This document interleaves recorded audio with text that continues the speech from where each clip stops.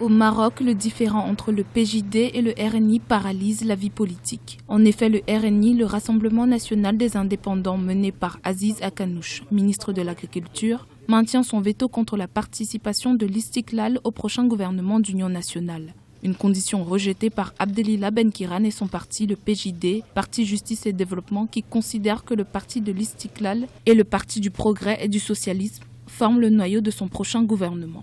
Nous ne céderons pas au chantage. Soyez sans crainte, on n'est pas en train de tergiverser, on dispose de bases solides. Nous n'avons qu'à patienter et faire face à notre peine jusqu'à ce que ça se termine.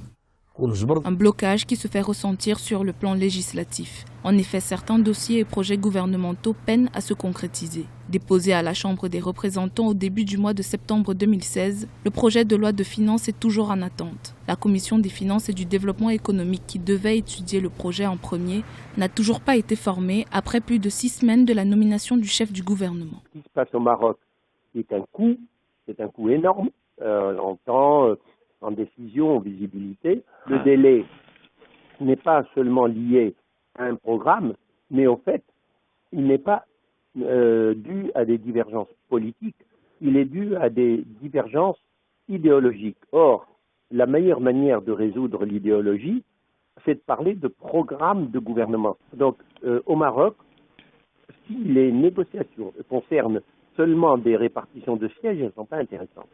Mais si les négociations permettent au futur gouvernement, quel qu'il soit, d'être plus efficace, alors que le Maroc a fait un bon décollage, mais il connaît des difficultés maintenant, et à ce moment-là, on peut dire que c'est un investissement qui vaut la peine. Pour l'heure, le chef du gouvernement, Abdelila Benkiran, a décidé de suspendre les consultations. Son parti, le PJD, attend le retour d'Aziz Akanouche, président du RNI, qui accompagne le roi Mohamed VI dans le cadre des visites officielles en Afrique pour reprendre les négociations.